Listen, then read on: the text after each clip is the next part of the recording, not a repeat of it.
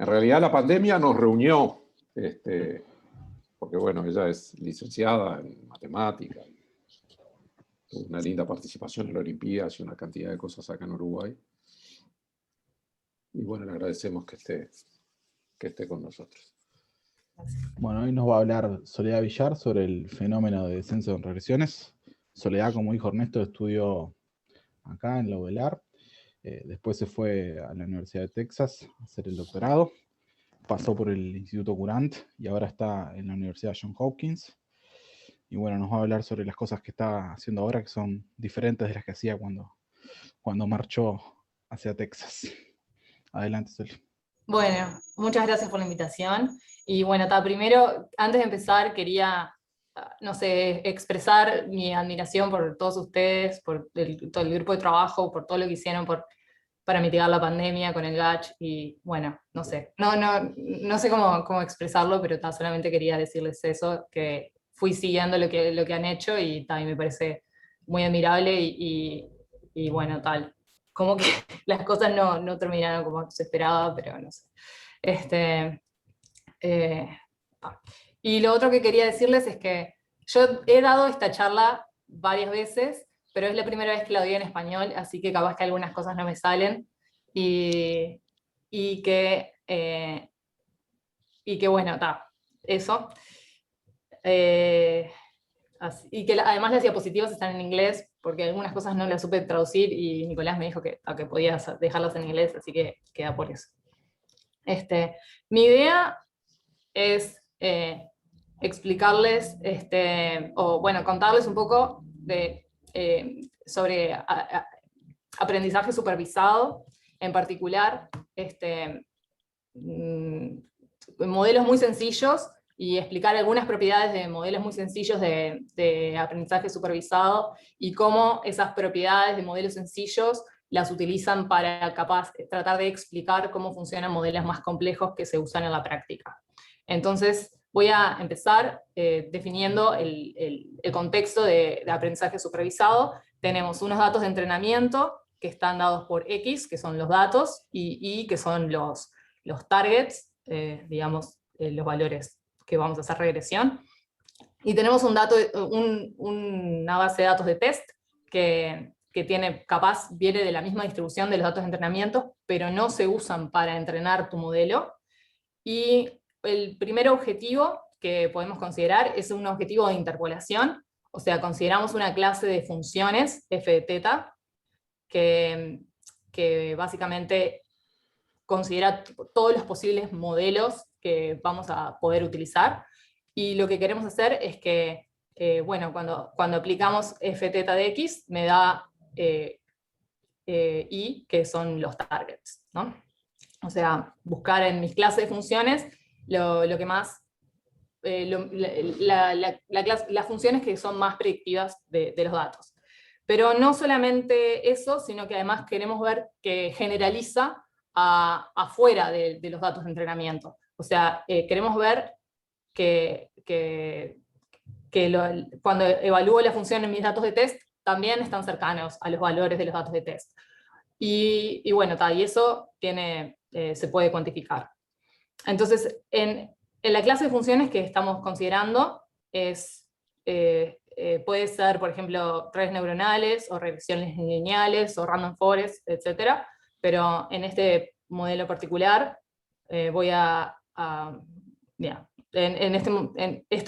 por ahora estamos hablando en términos generales. Entonces, quería comentarles sobre este paper que apareció en el Proceeding of National Academy of Science en el 2019, que se llama, que identifica el fenómeno de double descent. Es un paper que tuvo mucha repercusión en el área de Machine Learning. Capaz que para estadística es algo que ya se sabía, pero bueno, en Machine Learning digamos, fue muy comentado. La idea es que si nosotros estamos en este contexto de aprendizaje supervisado y hacemos una forma de considerar un modelo donde la cantidad de parámetros puede ser incrementada, lo que ocurre es que si vemos la performance del modelo cuando vamos incrementando los parámetros del modelo. En los datos de entrenamiento esto es decreciente, porque el modelo es más, puede expresar más datos, más función, o sea, puede ajustar los datos mejor, porque tiene más parámetros y es más expresivo, y está monotónicamente decreciente. Pero si nosotros vemos qué ocurre en los datos de test, lo que pasa es que empíricamente el error va decreciendo y después empieza a crecer de vuelta hasta hacer un pico y después empieza a decrecer de vuelta. Este fenómeno lo identificaron empíricamente para distintos modelos, redes neuronales, regresión lineal, random forest, etc. Y vieron que consistentemente encontraban este tipo de comportamiento. Y la otra cosa que encontraron, que es lo que realmente utilizaron para decir que, bueno, que en realidad esto es algo importante, es que cuando uno va al área, cuando la cantidad de parámetros es mayor que la cantidad de datos, o sea, digamos a muchos parámetros más que datos, el valor más bajo que esta curva de error tiene es más baja que lo mejor que puedes hacer en la situación clásica, donde tenés menos parámetros que datos. O sea, el mínimo acá es menor que el mínimo acá. Y el pico se da cuando la cantidad de datos es más o menos igual a la cantidad de parámetros. Es cuando haces lo que se llama overfitting, o sobreajuste. Esto clásicamente en la literatura de estadística se conoce como el compromiso entre la varianza y el sesgo, bias variance trade-off, o por lo menos lo que ocurre en este pedazo de acá. En el pedazo de acá no se estudiaba tanto porque no era como tan común considerar más parámetros que datos. Entonces, en el modelo clásico tenés este sistema donde, bueno, si vos tenés muy pocos parámetros, tu modelo no expresa suficiente los datos y estás haciendo underfitting. Y si tenés muchos parámetros, tu modelo ajusta todos los datos, pero afuera es un desastre y estás haciendo overfitting. Y ellos dicen, bueno, clásicamente hay como un lugar donde es el compromiso perfecto entre la varianza y el sesgo, y este es el mejor punto, el sweet spot. Sin embargo, lo que ellos plantean, su nuevo paradigma, es que en realidad habría que ir a un lugar donde tenés muchos más parámetros que datos para encontrar un valor mejor que lo que podrías obtener en el modelo clásico. O sea, hacer modelos con más parámetros son más expresivos y además tienen como una regularización implícita que hace que funcione bien en los datos de test también. Ese es lo que ellos plantean en su paper. Y bueno, entonces, Sole, perdona una pregunta. Cuando pones muchos parámetros, el error ¿no se convierte en cero? ¿O es el error de predicción de datos que no tenés? Es el error de predicción en datos que no tenés. El error de training se convierte en cero. Claro. Y el error de test es perfecto. En datos que no tenés. Exacto. Gracias. Sí. Gracias. El azul es el test y el naranja es el training. Perfecto. Bueno, entonces yo lo que pensaba discutir hoy es, bueno, cómo se explica este pico y además cómo, por ejemplo, un ejemplo donde qué significa tener un modelo donde agregás más parámetros, o un ejemplo donde tiene sentido considerar más parámetros y qué es lo que pasa en ese ejemplo. Y también voy a comentar un paper relacionado que escribí sobre esto, que tiene que ver con hacer preprocesamiento de los datos y con reducción a componentes principales y ver cómo se comporta la curva azul en ese caso.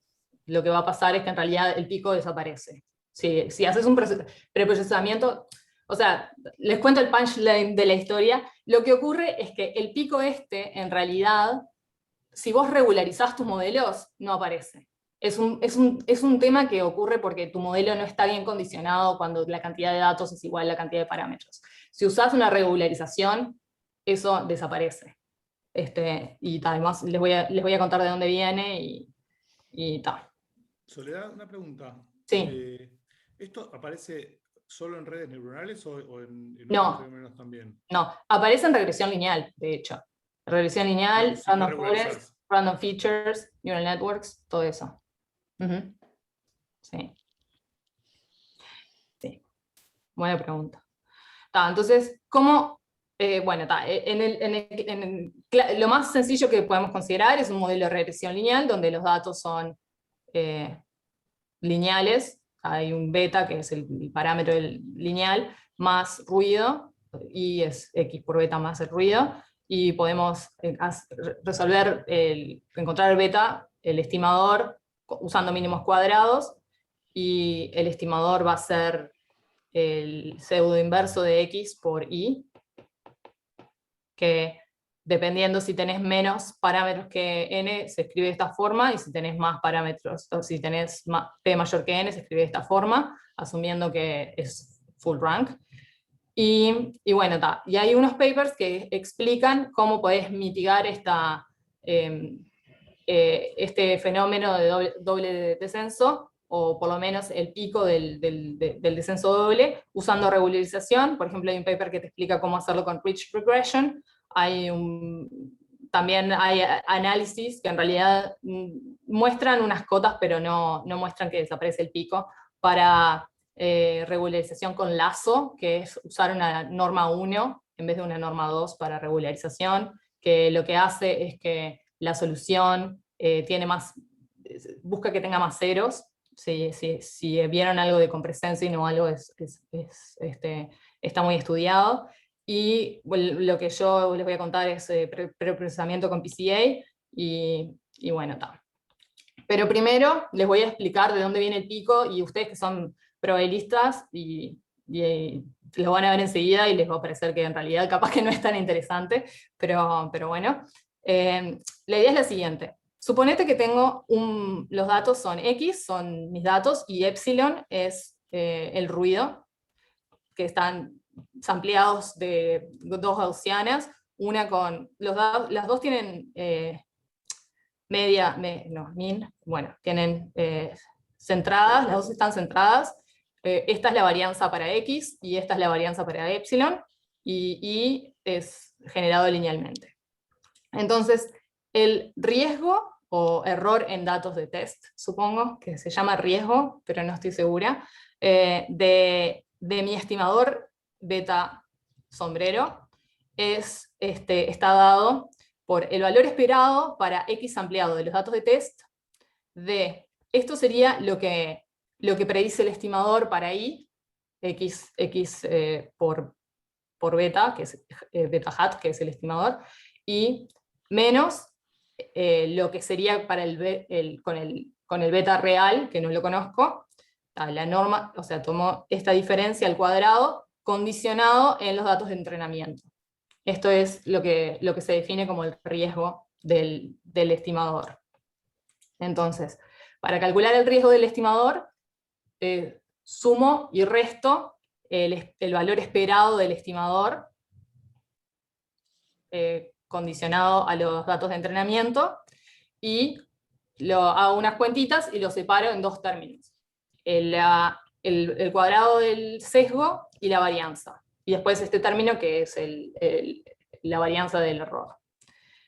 Entonces, cuando hago las cuentas, lo que me queda es la varianza, el cuadrado del sesgo, básicamente es la varianza de X por esto que es la proyección de mi estimador, de mi beta original, proyectado al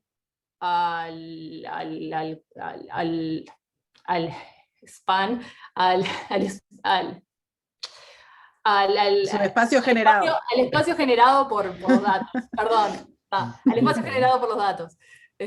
Álgebra lineal. Span también funciona. Span también funciona.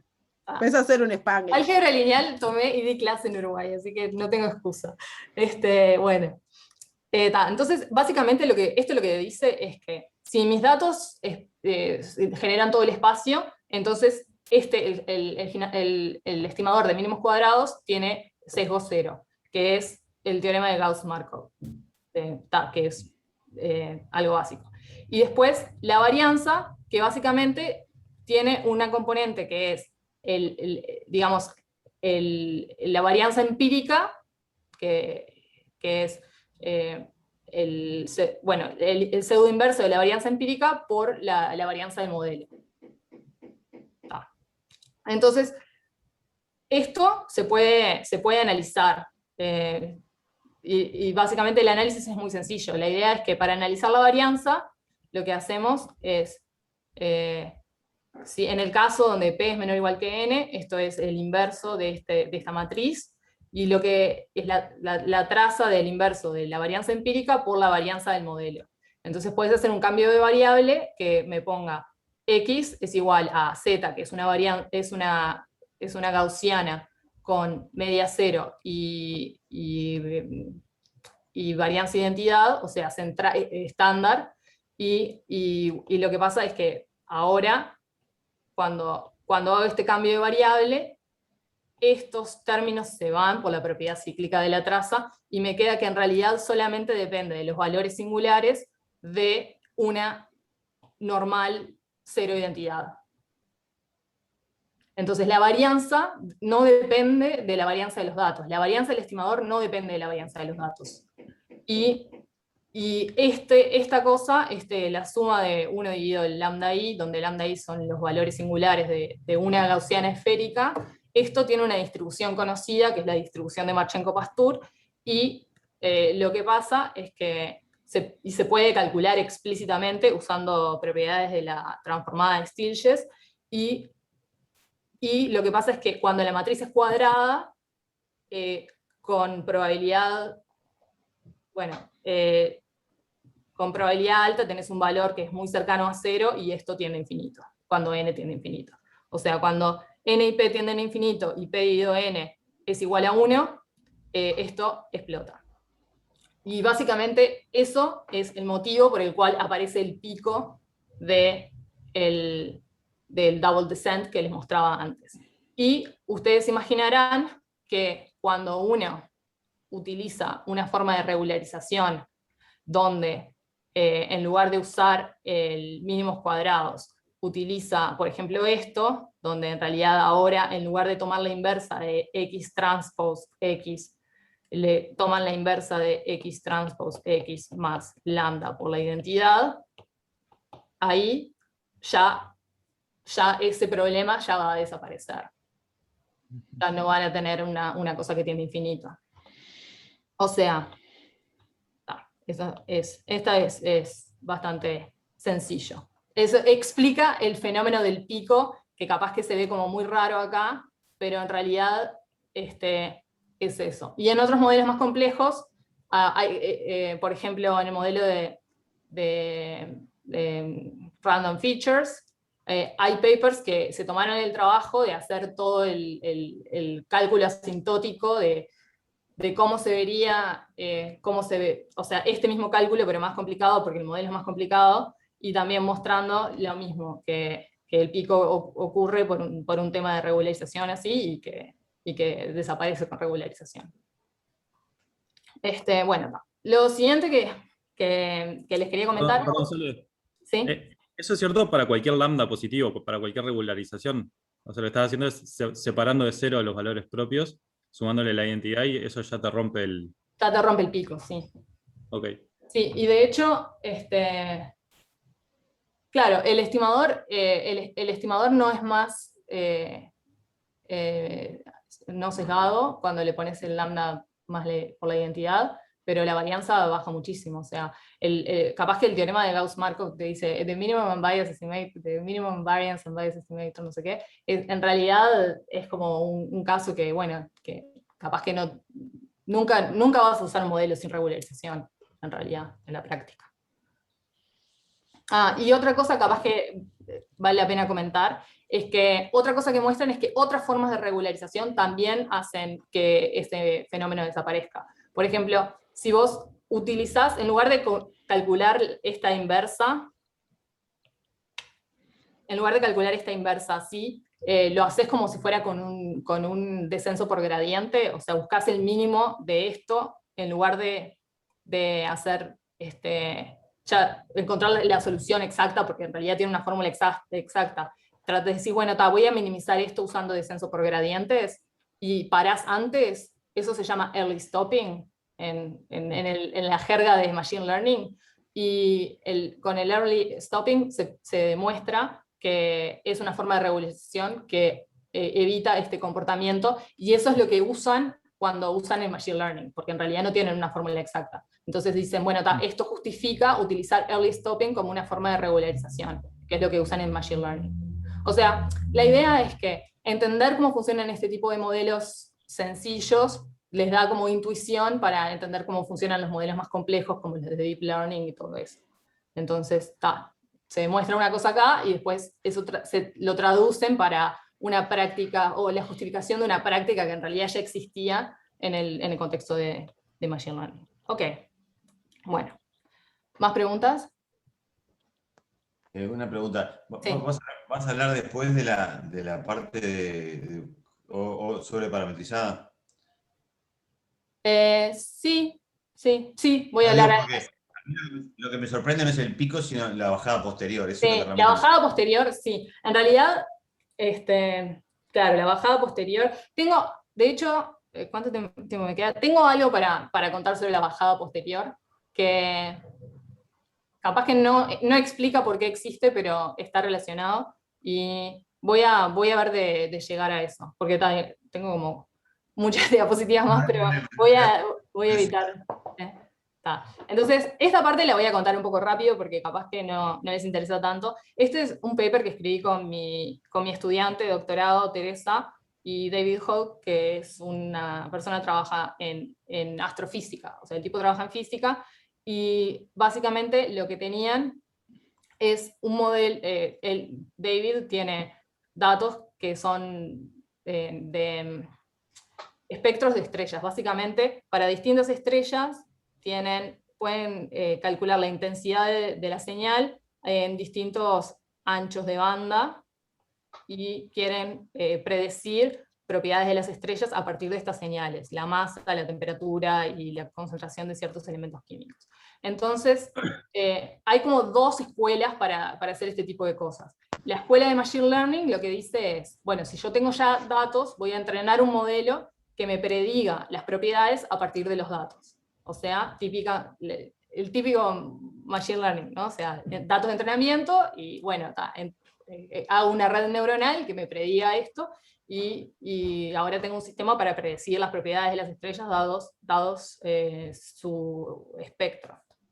El otro punto de vista, que es el punto de vista que utilizan en física, es al revés. Es decir, bueno, yo tengo un modelo físico que me predice cómo va a ser la señal a partir de las propiedades de las estrellas. Yo, si sé cuáles son las propiedades de la estrella, hay un modelo físico que me predice cómo va a ser la señal. Y en realidad resolver esto sería como resolver el problema inverso. Y bueno, entonces ellos David y la gente de astronomía, lo que ellos consideran es que los modelos que son generativos, que están basados en modelos físicos, son mejores en el sentido de que no van a tener comportamientos raros y no van a tener propiedades mejores. Entonces él quería que yo demostrara que así era el caso. Pero bueno, no demostré eso, pero demostré algo parecido, que en realidad es bastante sencillo, pero bueno, la idea es que, por ejemplo, si vos tenés un modelo generativo sencillo donde tenés un espacio latente que básicamente predice linealmente las propiedades y predice linealmente los datos, podés expresar tu modelo como una minimización de, digamos, cuánto se ajusta la predicción de los datos con la restricción de que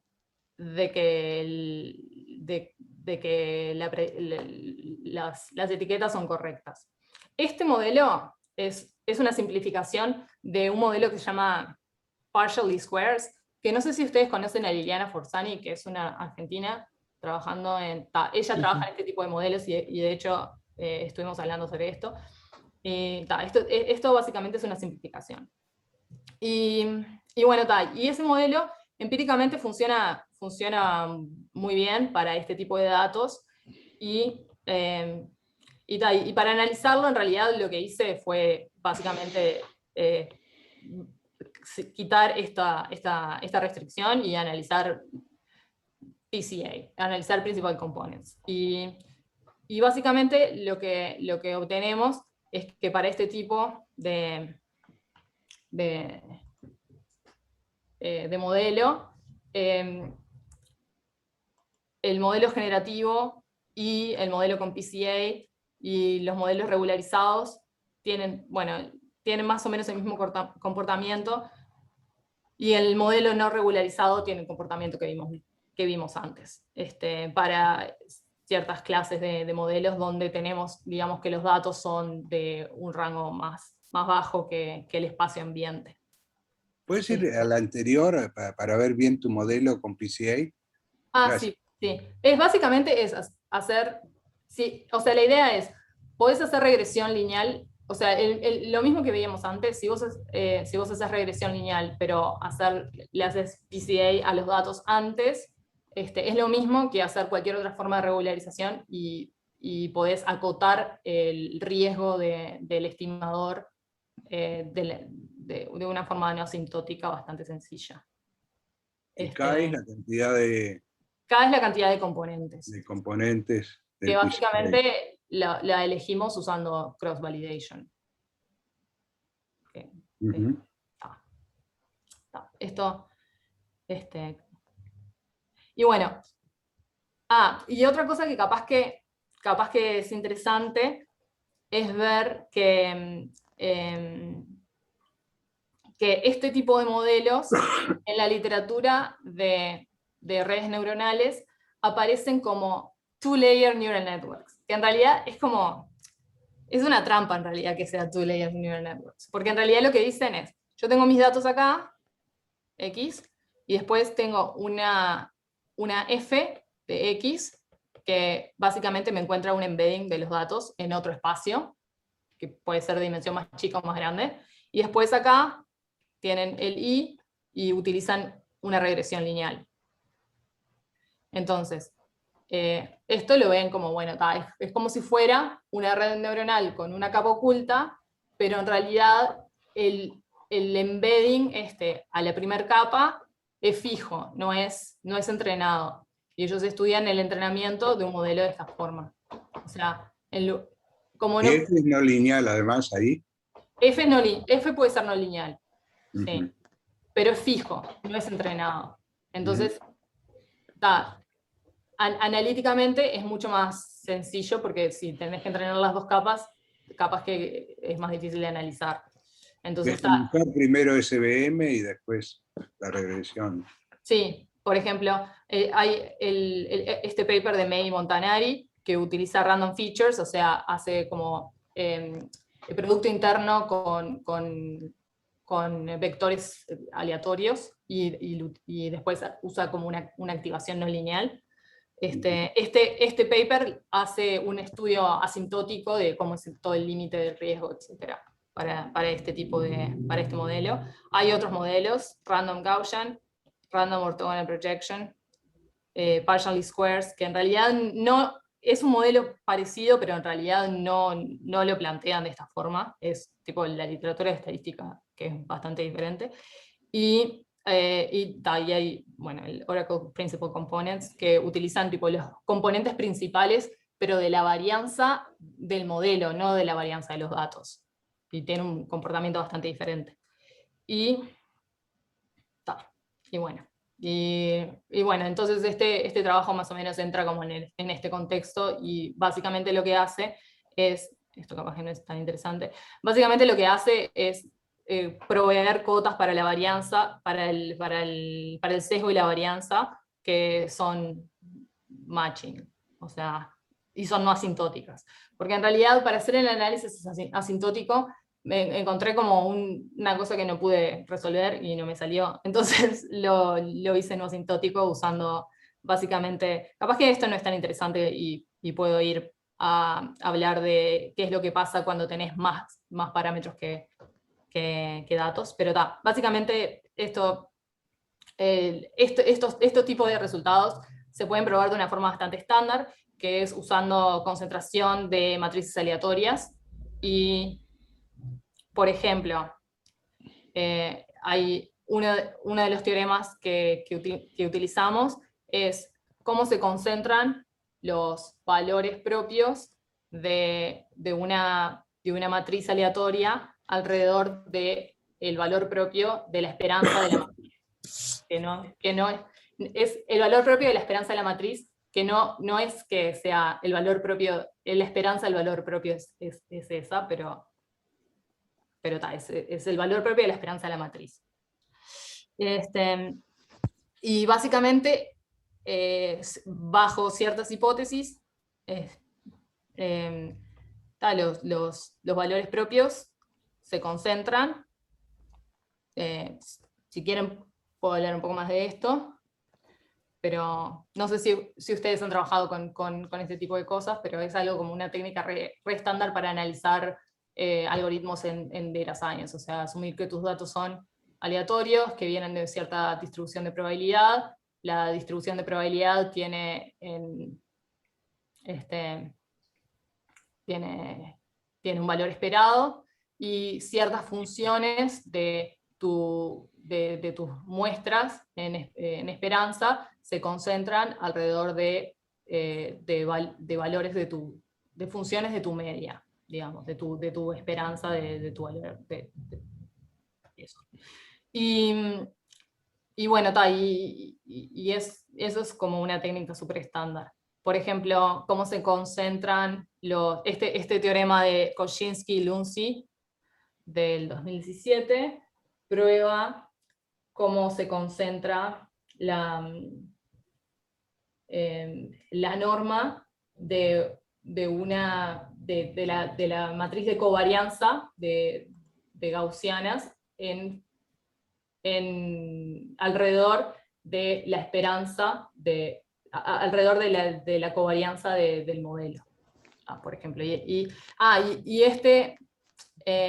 la concentración de estos modelos están dados en términos de una cosa que se llama el rango efectivo del modelo, que es la suma, capaz que lo puedo mostrar acá, el rango efectivo de una matriz es la traza de la matriz dividido el valor propio más grande.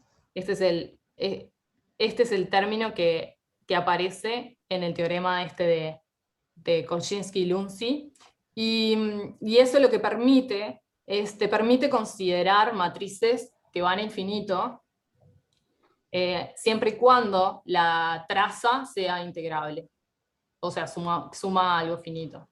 Entonces, esta concentración está buena porque te permite hacer eso. Y bueno, y por ejemplo, en este resultado probás que la varianza está acotada por el error de tus datos dividido n, la cantidad de muestras, por 2k, que k es donde haces el PCA, lambda 1 dividido lambda k.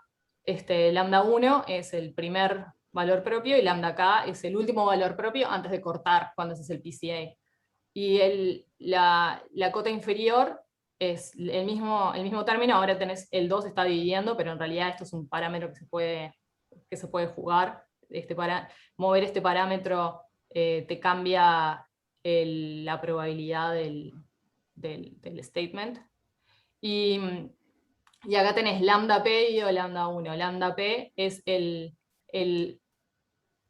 valor propio menor de la distribución de probabilidad. O sea, si vos tenías tu distribución de probabilidad que era una cosa así, y tipo va a 0, y bueno, este valor es 0. Pero en realidad, esta cota, sin asumir nada sobre los datos, en realidad es lo mejor que podés conseguir, porque imagínate que si tu CXX fuera la identidad, en este caso, este valor y este valor coinciden. Bueno, por una constante. Embolé a todo el mundo con esto, pero si quieren, si esto es algo que les interesa, podemos conversarlo en otro momento. Pero Está bueno. Son Sole, pruebas tengo una estándar pregunta. y son bastante sencillas, sí. ¿Hay desigualdades de concentración de eso para los vectores propios, no solo los valores También. propios? Para los vectores propios, y de hecho lo usamos en otro de los teoremas, sí, pero necesitas que los valores propios están separados, porque si no, no podés decir nada. Pero sí, hay desigualdades de concentración para vectores propios. Otra cosa que capaz que no es tan interesante, y me la puedo saltear, es que cómo se comporta con respecto a los adversarial attacks y la regularización. No sé si ustedes vieron los adversarial attacks, es algo que es como muy icónico en Machine Learning, porque muestra, por ejemplo, modelos que hacen tipo predicciones perfectas en imágenes, por ejemplo, te clasifica esta imagen perfectamente, pero si vos le agregás tipo epsilon, pero epsilon chiquito por un error que parece como una cosa random, pero en realidad no es random, te cambia la clasificación completamente. O sea, te muestra que estos modelos, en realidad los modelos de Deep Learning, son realmente muy poco robustos, porque le podés hacer una modificación así, epsilon chiquita, y el modelo te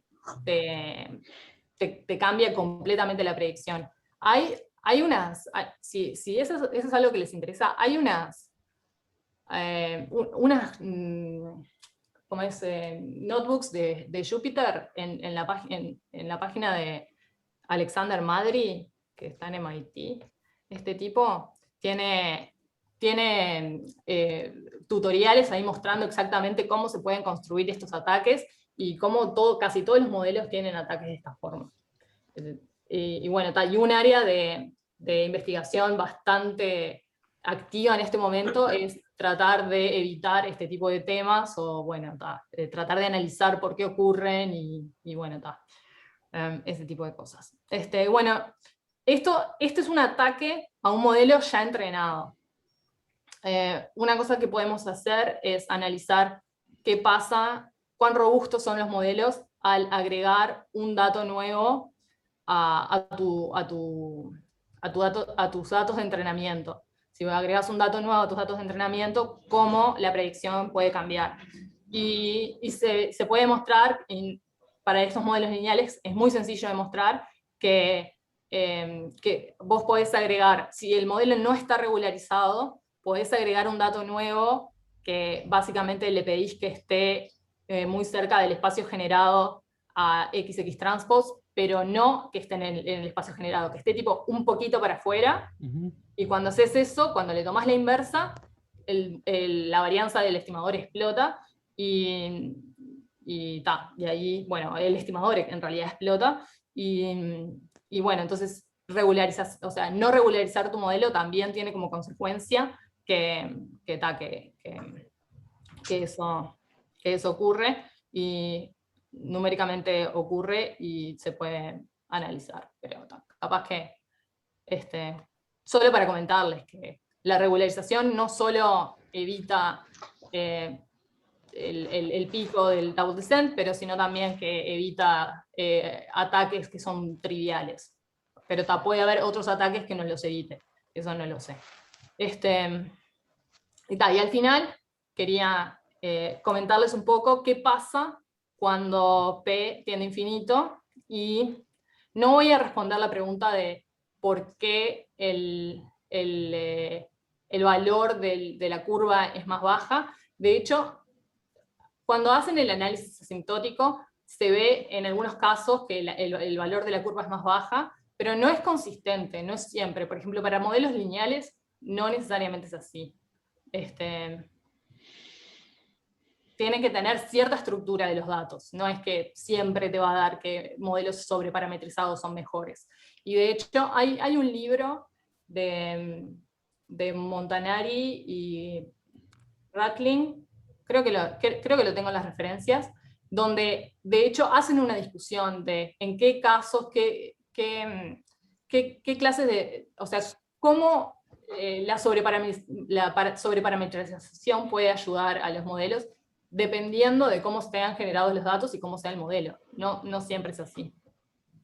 Por eso capaz que no podía responder la pregunta explícitamente.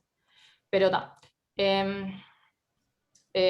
Y capaz que este ejemplo es un buen ejemplo para mostrarles qué es lo que pasa. Entonces, vamos a construir un modelo donde la cantidad de parámetros crezca, y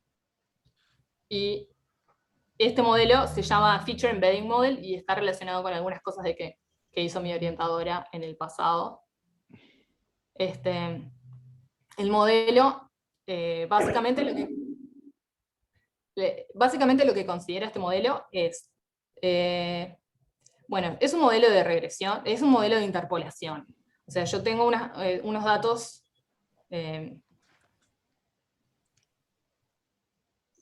yo tengo unos valores de I, o sea, mis datos son, capaz que tendría que escribir acá, tipo TI, YI. Estos son tipo posiciones, y estos son valores. O sea, por ejemplo, podría ser, mis T's son estos, y mis I son estos, no sé. Entonces, si yo tengo un problema de interpolación de una función que pase por acá, digamos, para ello puedo considerar un diccionario de funciones, que por ejemplo pueden ser una base de Fourier, distintas funciones de mi base de Fourier, y los datos, las features, que no sé cómo se dice features en español, los features características, ponele. Las características, pero No bueno, sé, las características, pero no son características, bueno, van a ser, los X van a ser la evaluación de las distintas funciones de mi base en las distintas posiciones. O sea, voy a considerar una matriz X, capaz que lo tengo acá, no. X va a ser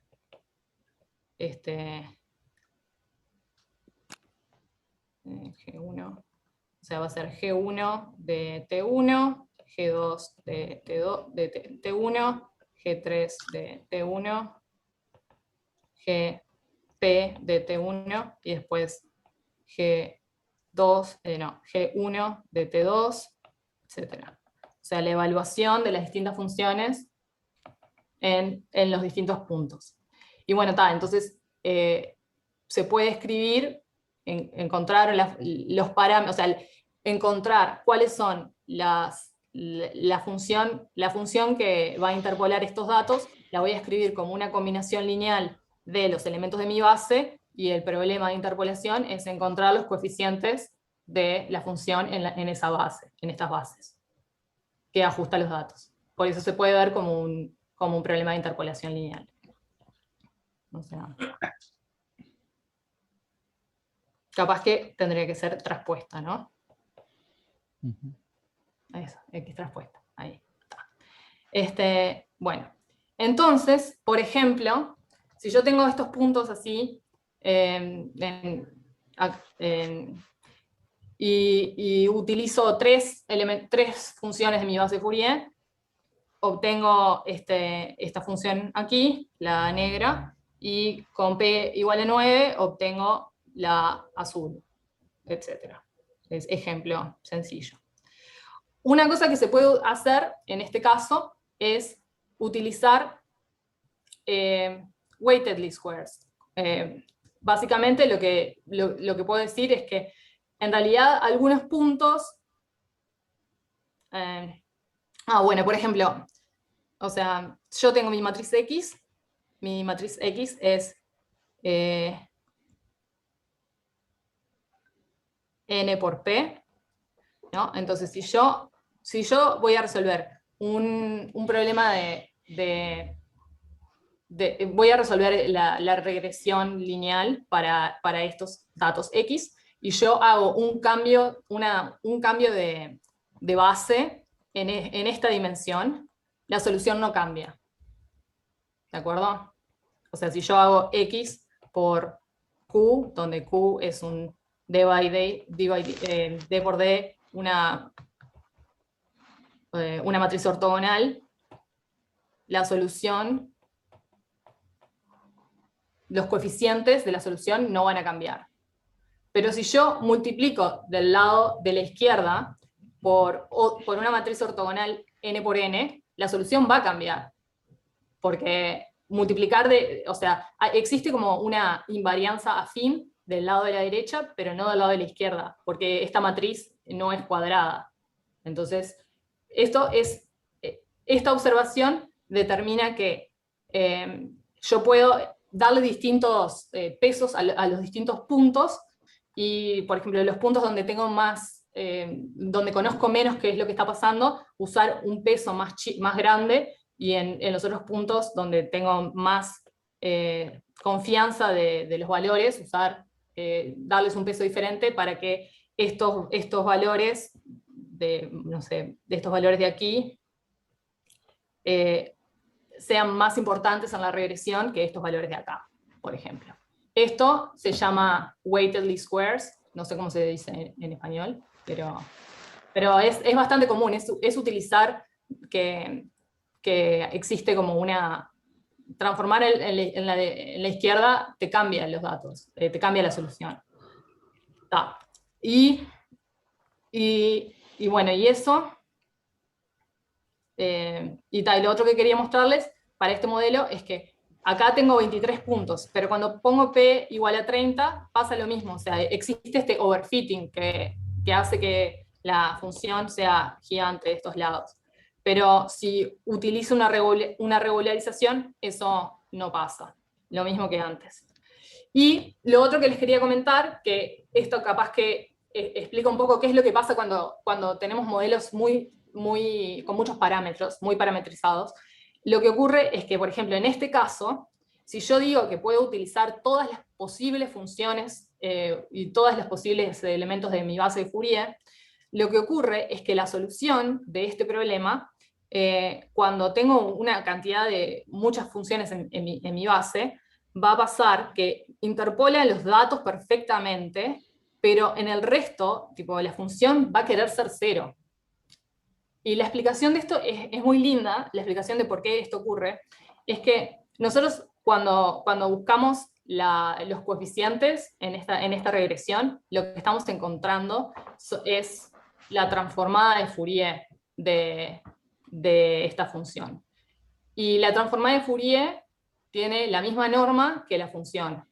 Entonces, cuando uno hace least squares, mínimos cuadrados, está buscando los coeficientes, la transformada de Fourier con menor norma. O sea, está minimizando la norma de la función.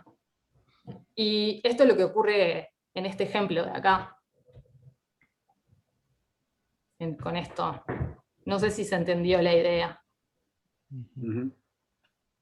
Sí, sí. Entonces está, o sea, agregar más features, agregar más elementos a mi base, en realidad, capaz que no así como quien lo hace. Este es un ejemplo donde modelos muy parametrizados no funcionan. O sea, si yo voy a hacer el plot, el gráfico del double descent para este modelo, me daría una cosa así, sería como lo que tenía antes. Bueno, va bajando, después sube y después se queda arriba, o no sé, se va a infinito, no se va a infinito porque va a 0, o sea, se queda así, no sé, así, no baja. En este ejemplo no va a bajar sobreparametrizado. Entonces depende del modelo.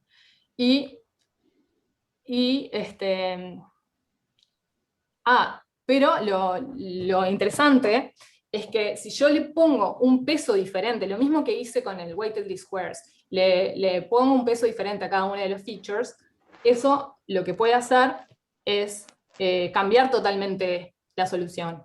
De hecho, acá lo que hago es, le doy un peso, que es este, pero capaz que no queda muy claro cómo está escrito ahí, pero básicamente el peso que le doy a la función que tiene una frecuencia muy alta es un peso tal que el coeficiente de la función con frecuencia muy alta va a ser bajo. O sea, básicamente le doy pesos. O sea, si yo hago en este modelo, yo multiplico betas por Gs. Y ahora, en lugar de multiplicarlo por G, multiplico G por GJ de TJ por algo como la frecuencia de GJ, no sé, al cuadrado. Lo que va a pasar es que cuando hago el mínimo... Eso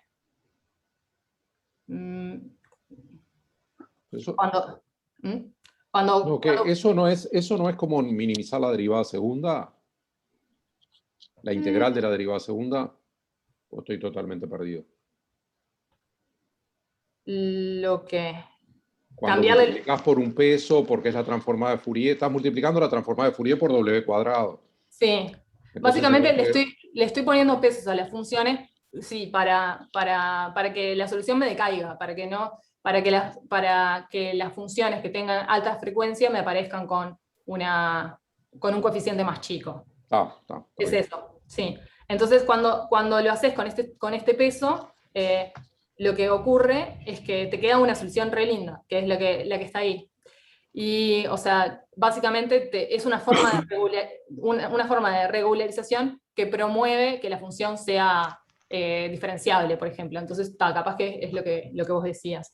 Y, por ejemplo, se puede ver que utilizar, y esto es un paper de Lee, Wei-Lin Lee, que está en Courant, se puede ver que, por ejemplo, si vos utilizás estos pesos, básicamente lo que estás haciendo es multiplicando a X por un peso, y cuando haces el límite, te queda como que cuando haces X transpose inversa, esto cambia por X, no sé, gamma a la menos 1, X transpose inversa.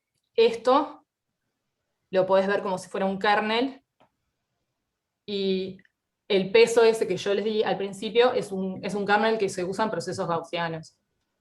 El kernel de Matern. O sea, ¿se entiende? O sea, multiplicarlo por el peso básicamente multiplica X por una matriz diagonal que corresponde al peso. Y cuando haces la regresión lineal con estos datos transformados con ese peso, en realidad estás multiplicando por esta matriz que se corresponde con un kernel que en el límite en el caso de los pesos que yo elegí, es el kernel de Matern, que es un kernel que se utiliza en procesos gaussianos. Y ustedes saben mucho más que eso. Pero aparece, perdona, Sole, ¿aparece el proceso en algún lado o es una analogía nomás con la covarianza? No, aparece, o sea, aparece, porque, o sea, solamente la media, ¿no?, del proceso gaussiano, no la varianza del proceso gaussiano no aparece en ningún lado, solamente la media. Sí, no aparece el proceso gaussiano. Pero la idea es que si vos utilizás una especie de regularización en tus features, lo que estás haciendo es haciendo una regresión con un kernel. Y, por ejemplo, dependiendo del kernel que elijas, en el caso del ejemplo que estoy dando, utilizando este kernel, obtenemos el mismo, o sea, utilizando esta regularización, el kernel que te da es el mismo que el kernel del proceso gaussiano con el kernel de Matern. Gracias. Yola. Sí.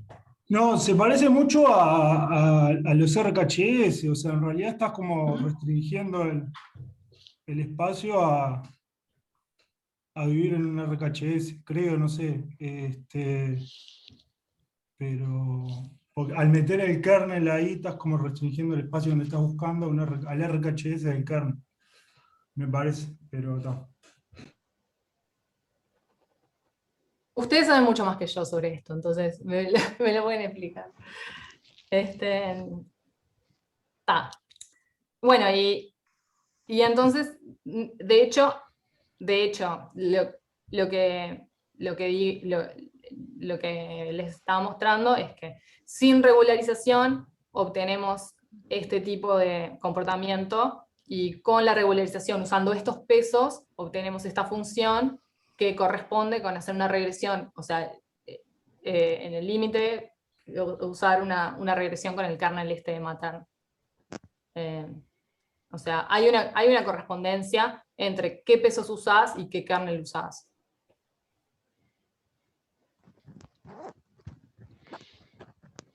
No sé si. Sí, está bien. Entonces, capaz que eso un poco responde a la pregunta de por qué baja. Y bueno, no siempre baja, dependiendo de cómo elijas tu Fernando. modelo. La pregunta en realidad muestra que no siempre baja. Que baje milagrosamente es algo que en Deep Learning es algo que me sigue sorprendiendo, pero bueno. Que baje sin comportamientos como ese que decís, que digo, realmente son malos fits, ¿no? Pero...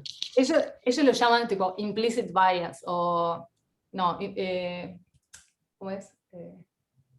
Algorithmic bias, creo, o algo así. No sé. Pero Sí, no hay una explicación, me parece, que yo sepa. O sea, no, Gracias, igual, Leo.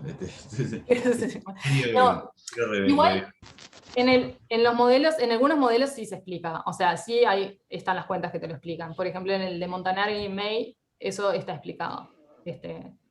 Sí. Pero este ejemplo muestra que no siempre. O sea, tenés que usar algo. Bien. Y bueno, esto es lo... bueno, y este es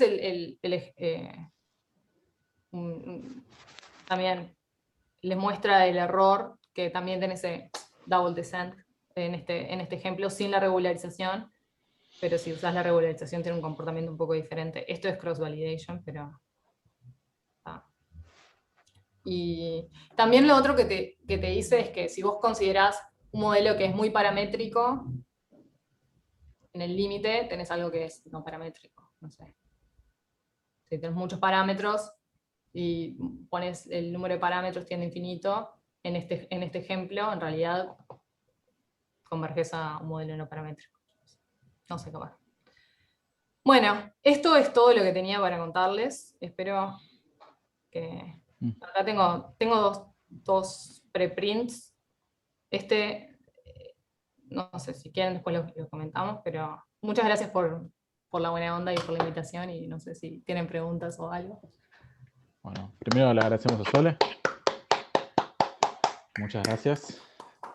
Y ya hubo un montón de preguntas, pero seguimos abriendo el micrófono para comentarios, preguntas y demás. Pueden levantar la mano o directamente hablar. Ricardo, que levantaste la mano. Yo tengo una pregunta, Sole. Cuando usás componentes principales, ¿sí? Las propias componentes principales son muy sensibles a pequeñas perturbaciones y pueden rotar mucho, ¿no? ¿Y eso no te afecta? Es decir, ¿no sería bueno usar componentes principales robustas o cosas por el estilo? Sí. De evitar ese fenómeno, ¿no? Sí. Incluso Igual, podés lograr que hasta girar las 90 grados con pequeñísimas perturbaciones. cuando tenés muchos datos. Sí. Si elegís un dato muy malévolo, no lejos, sino digamos que estropee los ángulos. Te puedo mandar si querés alguna referencia. Dale. Tipo de Robust PCA. Sí. Sí. Claro, eso sería un ataque, como decía Sole. Un ataque, sí. Se puede atacar. Claro, y la otra cosa es que en realidad nada te indica que, si vos haces modelo de regresión, nada te indica que, digamos, tus variables importantes estén en los componentes principales, pueden estar en otro lado. Puede ser que tus coeficientes sean 0 en las componentes principales y altas en lo que descartás, y bueno, y ahí no te sirve. O sea, hay muchos ataques también al respecto. ¿Otras preguntas y comentarios?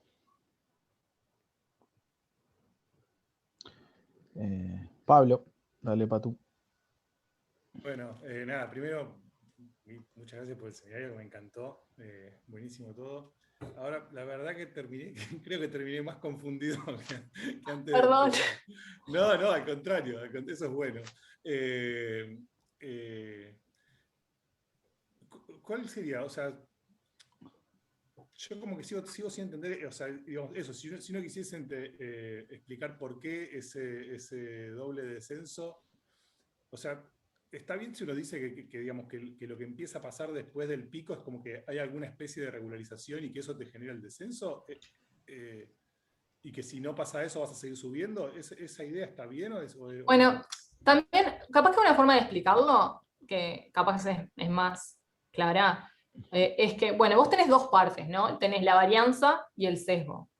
Entonces, en este caso, me parece que la varianza, cuando tenés más parámetros que datos, la varianza va a tender a cero, o va a ser baja, va a ser agotada. Pero en este caso el sesgo es lo que te está matando, en este ejemplo. No lo analicé, pero es un buen punto. O sea, el tema de que tenés que hacer que tu modelo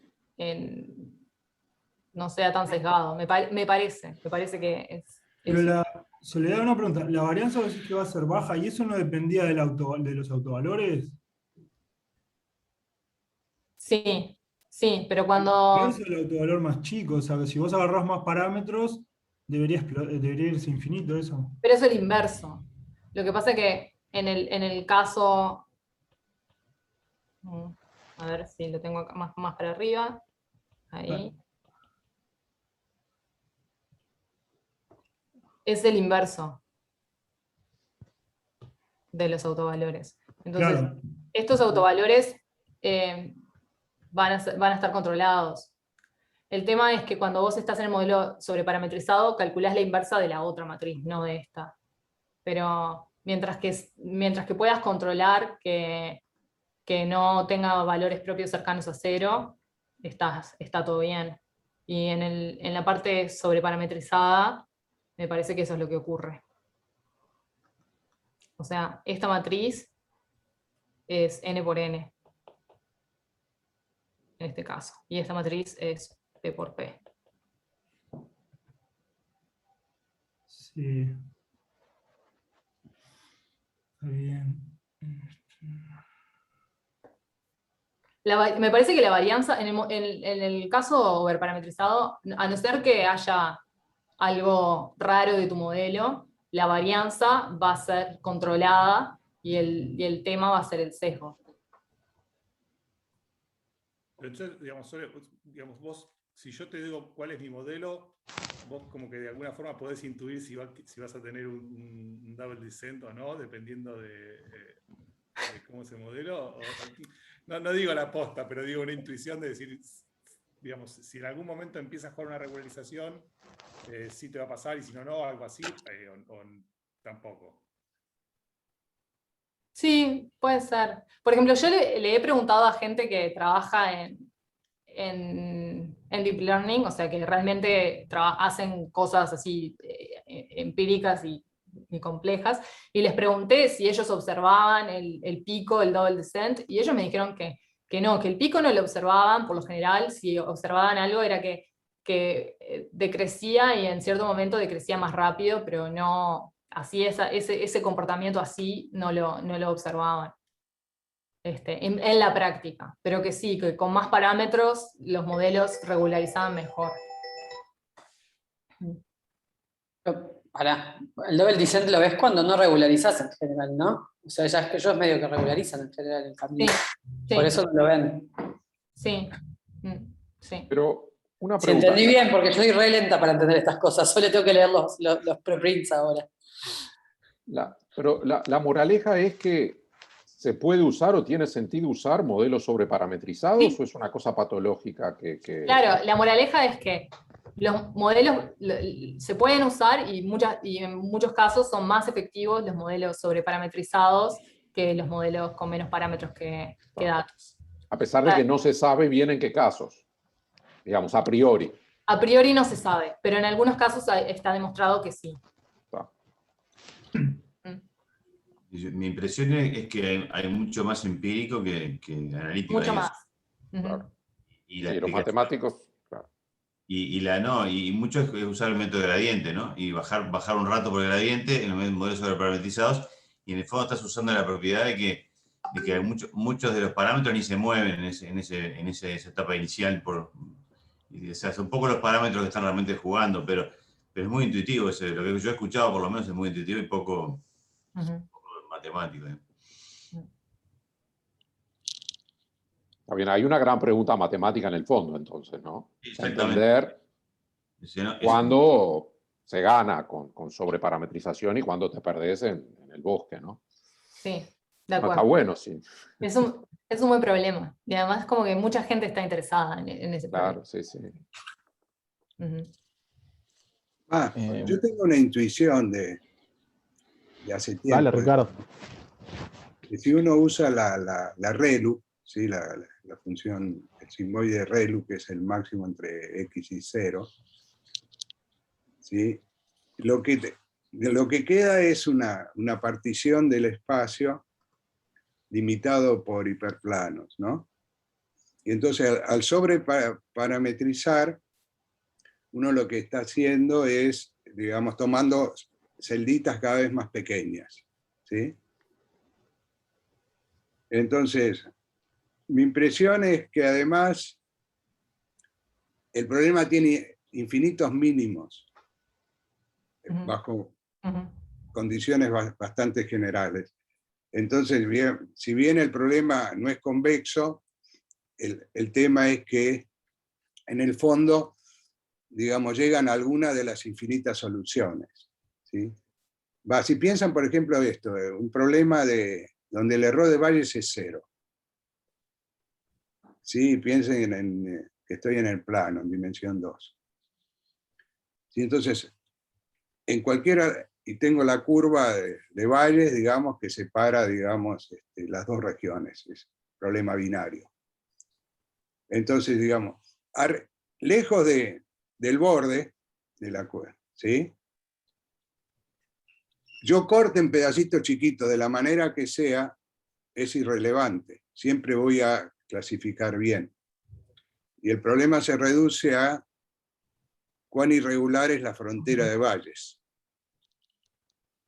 Y entonces, si la frontera de Bayes es muy irregular, que es donde, en el único sitio, en un entorno de la frontera de Bayes, es el único sitio donde voy a cometer errores, estoy suponiendo error de Bayes 0. Si es muy irregular, quiero aproximar una curva muy irregular, y entonces, digamos, usar redes con muchas capas es mejor porque tienen mucho más parámetros, ¿verdad? Se multiplica la cantidad de parámetros. Ahora, si la frontera es suave, no hay ningún motivo, en mi impresión, de utilizar redes muy profundas. Sí. No sé si se entendió algo. Sí, yo entendí. Sí, en parte, no sé si me convencí, pero... No, hay como un problema de rigidez, ¿no? Yo me estaba acordando de Vapnik-Chervonenkis, digamos, como que, digo, vos agregando, si no tenés rigidez, o tenés mucha entropía, no sé, algo ahí, entonces te vas a cualquier lado y no sirve para nada. Pero puede ser que vos estés en modelos como rígidos, quiere decir que vos agregás pero no te moves tanto, entonces vas aproximando más, digamos, no sé. Pero es un problema súper interesante. Digo, la verdad que yo no tenía ni idea, nunca se me ha ocurrido que, digo, simplemente porque no estoy en el campo, que usar, sobreparametrizar puede mejorar. Pero bueno, estamos corriendo atrás de los computólogos, ¿no? Ese es nuestro problema. Bueno, y de la potencia de cálculo, digamos. Hace 15 años nadie sobreparametrizaba porque no le Era una terminaba de locura, correr. claro. Ahora, También de tipos de datos, ¿no? No se puede sobreparametrizar si no tenés las variables extra. La otra idea intuitiva que la gente usa para justificar usar más parámetros que datos, o muchos parámetros, es el tema de landscape del problema de optimización. O sea, imagínate que vos tenés una optimización en una dimensión. Entonces es muy fácil quedarte metido en un mínimo local. Pero si vos tenés más dimensiones, puede ser que, por ejemplo, si tenés muchas dimensiones, puede ser que todos los mínimos globales estén conectados, por ejemplo. Que tengas tipo muchas dimensiones donde siempre tengas una dirección de descenso. Y eso está demostrado, que si tenés muchísimos parámetros para funciones aleatorias, tenés con probabilidad muy alta que siempre hay una dirección de descenso o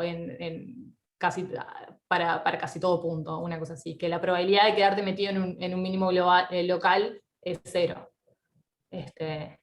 para ciertas clases de funciones. Entonces eso también es lo que utilizan para justificar el uso de muchos parámetros, que la optimización se favorece de esa forma. ¿Tenés alguna referencia sobre eso? Ojo y te mando, sí. Vale. He escuchado un fenómeno como al revés, vuelvo a estar más confundido, de que siempre terminas en un mínimo local y que nunca vas a llegar al mínimo absoluto, y que eso puede servir también como, un poco lo que dijiste vos del early stopping, que eso puede servir como regularización, el hecho de que no llegues al mínimo absoluto. Puede ser, en muchas historias. No, lo que pasa es que... Porque te pasa eso de que tenés una cantidad exponencial de mínimos locales también, ¿no? Entonces, como que por más de que siempre desciendas, nunca vas a llegar al mínimo absoluto. Eso es como los modelos de spin, ¿no? Los modelos de spin tienen eso, sí. Pero, claro, dependiendo del modelo que uses, ¿no? Porque si usas un modelo de spin, siempre te vas a quedar muy lejos del mínimo global. Pero otros modelos no tienen esas características, pero sí. Yo creo que en estos problemas que llega a error 0, llega al mínimo global. O sea, hace el fitting perfecto de los datos. Sí. El tema es por qué generaliza, o sea, por qué tira un... Y eso como fuera del problema de optimización. El problema de optimización convergió al último global y además tenían parámetros de sobra para elegir, y sin embargo eligió unos que después funcionan bien en otros datos. Eso parece magia. Sí. Bueno, voy cerrando la grabación por acá y le agradecemos a Sole de nuevo. Todo esto está grabado. Bueno. Igual nos podemos quedar. Sí, no te preocupes que podés elegir el corte. Sí, también. El choladito. El choladito.